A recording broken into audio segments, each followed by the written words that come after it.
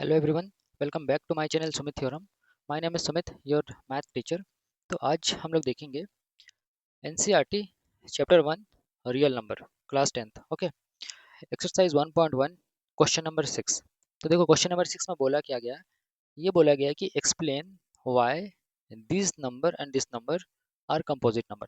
मतलब हम लोग को बताना है कि ये जो गिवन नंबर दिया हुआ है ना, ये वाला और ये वाला, ठीक है, ये तुम्हारा कंपोजिट नंबर है, उसको एक्सप्लेन करना है, ठीक है ना। तो वो कैसे हम लोग एक्सप्लेन करेंगे, तो देखो हम लोग यहाँ पे सबसे पहले क्या करेंगे ना, इसका सॉल्यूशन में क्या करेंगे हम लोग, ये जो दो नंबर दिया हुआ ना, ये वाला और ये वाला, इसको कुछ नंबर मान लेते हैं, ठीक है ना। लेट करेंगे, लेट p इक्वल टू, ये नंबर को कुछ मान लो 7 इंटू, मतलब ये नंबर को मैं p माना 11 इंटू 13 + 13। ओके, इसको मैं p माना एंड देन ये नंबर को मैं q मान ले रहा हूँ। q equal to 7 into 6 into 5 into 4 into 2 into 1 + 5। Okay, इतना समझ में आया। फिर देखो करना क्या है। अब हम लोग को क्या करना है ना, हम लोग क्या करेंगे, ऐसे कॉमन निकालेंगे। क्या कॉमन आ रहा है यहाँ पे, 13 कॉमन निकाल दो, क्या बचेगा यहाँ पे 7 इंटू 11 प्लस क्या यहाँ पे 1, कितना बचेगा। इसको मल्टीप्लाई करो, कितना हो रहा है 11 × 7 = 77, 77 + 1 कितना हो जाएगा तुम्हारा 78 ना। तो 13 × 78 हो जाएगा। अब फिर क्या करेंगे, 13 × 78 को हम लोग क्या करेंगे, प्राइम फैक्टर करेंगे, ठीक है ना। 78 का क्या करेंगे, प्राइम फैक्टर। 2 से कितना बार में, 39 बार में। फिर तुम्हारा 3 से कितना बार में, 13 बार में। ओके, फिर 13 से कितना बार में, तुम्हारा 1 बार में, ठीक है। तो 78 को क्या लिख सकते हैं हम लोग, 2 × 3 × 13। ओके, इतना हम लोग लिख सकते हैं, ठीक है। इतना हो गया। ये तुम्हारा जो पहला नंबर दिया हुआ है, ठीक है ना। ये जो नंबर दिया हुआ है इसका फैक्टर्स ये हुआ। अब चलो दूसरा नंबर को हम लोग सॉल्व करते हैं। देखो दूसरा नंबर में क्या दिया हुआ ना, ये नंबर दिया हुआ है, इसमें कॉमन क्या आ रहा है, कॉमन तुम्हारा आ रहा है 5 ना।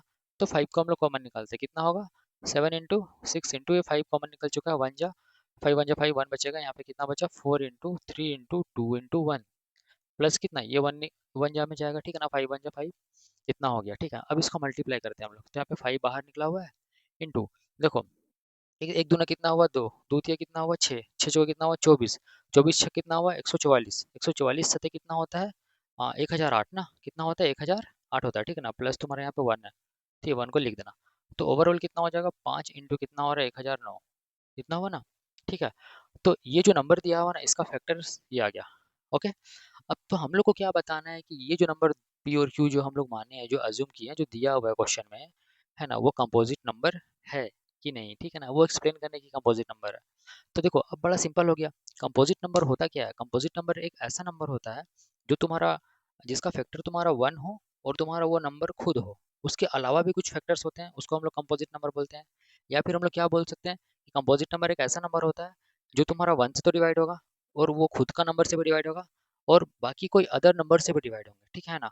उसको हम लोग कंपोजिट नंबर बोल सकते हैं, ठीक है। या फिर हम लोग बोल सकते हैं कि कंपोजिट नंबर एक ऐसा नंबर होता है जिसका 1 के अलावा कई सारे फैक्टर्स होते हैं। क्या 1 के अलावा कई सारे फैक्टर्स होते हैं, उसको हम लोग क्या बोलते हैं, कंपोजिट नंबर। तो यहाँ पे हम लोग क्या देख रहे हैं, यहाँ पे हम लोग ये देख रहे हैं, जब हम लोग इसको सॉल्व करें तो ये तुम्हारा फैक्टर्स निकल रहा है, ठीक है, इसका फैक्टर। तो यहाँ पे देखो 1 के अलावा तुम्हारा बहुत सारा यहाँ पे फैक्टर्स निकल रहा है ना। तो हम लोग बोल सकते हैं कि 1 के अलावा यहाँ पे बहुत सारा इसका फैक्टर है, ठीक है। यहाँ पे भी हम लोग देख रहे हैं 1 के अलावा तुम्हारा ये बहुत सारा इसका फैक्टर है। ओके, तो हम लोग ये कंक्लूजन निकाल सकते हैं कि कंपोजिट नंबर एक ऐसा नंबर होता है ना जिसका 1 के अलावा बहुत सारा, मतलब क्या होता है, फैक्टर्स हो सकते हैं, ठीक है। तो उसी को तो कंपोजिट नंबर बोलते हैं। और जब हम इसको सॉल्व कर रहे हैं तो तुम्हारा देखो 1 के अलावा तुम्हारे यहाँ पे फैक्टर्स कई सारे आ रहे हैं, यहाँ पे भी 1 के अलावा यहाँ पे फैक्टर्स कई सारे आ रहे हैं। इसका मतलब हम लोग ये कंक्लूजन निकाल सकते हैं कि जो गिवन नंबर दिया हुआ है ना, ये तुम्हारा क्या है, कंपोजिट नंबर है, ठीक है ना। बस इसको स्टेटमेंट के रूप में लिख दो, ठीक है।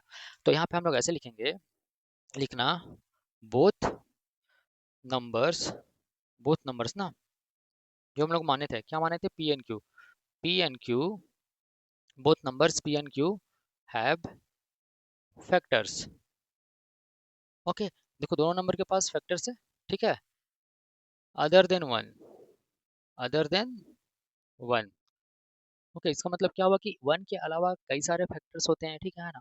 उसी को तो हम लोग कंपोजिट नंबर बोलते हैं। तो वही चीज़ मैं लिखा हूँ, ठीक है ना। Both number P and Q, ये जो नंबर पी एन क्यू जो है उसका फैक्टर्स है अदर देन वन, ठीक है ना। 1 के अलावा कई सारे इसके फैक्टर्स है, तो इसीलिए हम लोग लिख सकते हैं कि नंबर्स दीज नंबर्स, ठीक है, are are composite, are composite numbers. ठीक है ना।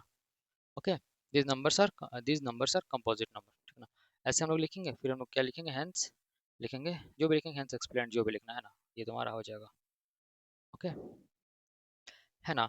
तो आई होप मतलब तुम लोग को समझ में आया होगा, क्योंकि मैं समझाने का पूरी तरह से कोशिश किया हूँ क्वेश्चन नंबर 6। एंड उम्मीद करता हूँ कि समझ में तुम लोग को आया होगा, है ना। तो ये रहा क्वेश्चन नंबर 6। ओके, अब चलो देखते हैं क्वेश्चन नंबर 7। ठीक है।